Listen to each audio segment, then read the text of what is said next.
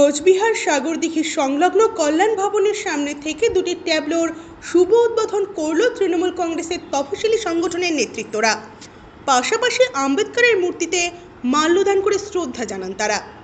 প্রসঙ্গত, বিজেপির বাংলা বিরোধী কার্যকলাপে সোচ্চার হতে জনগণের গর্জন, বাংলা বিরোধীদের বিসর্জন এই স্লোগানকে সামনে রেখে কোচবিহার লোকসভা কেন্দ্রের প্রত্যেকটি অঞ্চলে এই ট্যাবলোর মাধ্যমে প্রচার করে বাংলা বিরোধী বিজেপির বিরুদ্ধে লড়াইয়ের ডাক দিয়ে ও আসন্ন লোকসভা ভোটে তৃণমূল কংগ্রেসের প্রার্থী জগদীশ চন্দ্র বর্মা বসুনিয়াকে জয়যুক্ত করার লক্ষ্যে তাদের এই প্রচার। শনিবার থেকে শুরু হলো তাদের এই কর্মসূচি। শনিবার দুটো গাড়ির এই প্রচারে বেরোলেও এরপর ধীরে ধীরে আরও গাড়ি এই প্রচারে নামবে বলে জানান নেতৃত্বরা।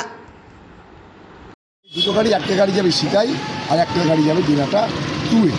এর পরবর্তীকালে আরও গাড়ি আসবে, প্রতিটা বিধানসভাতেই এই গাড়িগুলো আসবে। আমাদের 7টা বিধানসভা এলাকায় 7টা গাড়ি আসবে এবং প্রত্যেকটা গাড়িয়ে এই বিধানসভা এলাকা প্রতিটা অঞ্চলে বুঝে বুঝে এই গাড়িগুলো। তো কী কারণ রয়েছে?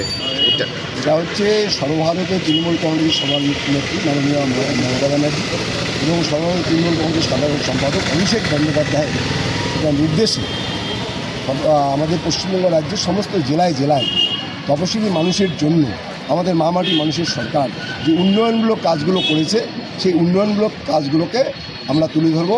তার জন্যই আমাদের তপশিলি সংলাপ।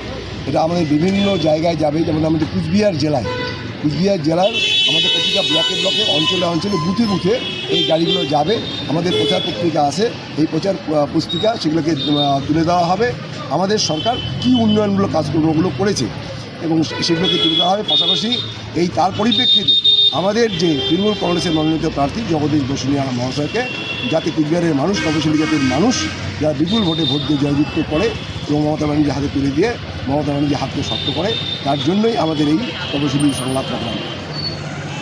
ট্যাবলোর উদ্বোধনের কী মূলত কারণ রয়েছে? মূলত কারণ তপশিলি এলাকা ভিত্তিক, যেখানে তপশিলি জাতি, আদিবাসী জাতির জনসংখ্যা রয়েছে, সেইখানে আমরা এই ট্যাবলোগুলো যাবে রাজবংশী সমাজের, নমসূর্য সমাজের এবং আদিবাসী সমাজের মানুষের সঙ্গে কথাবার্তা বলবে। কথাবার্তা বলার একটাই মূল উদ্দেশ্য, কেন্দ্রীয় সরকার যে সংবিধান স্বীকৃত যতগুলো নীতি আছে কতগুলো তারা মান্যতা দিয়েছেন, কতগুলো উপকার করেছেন।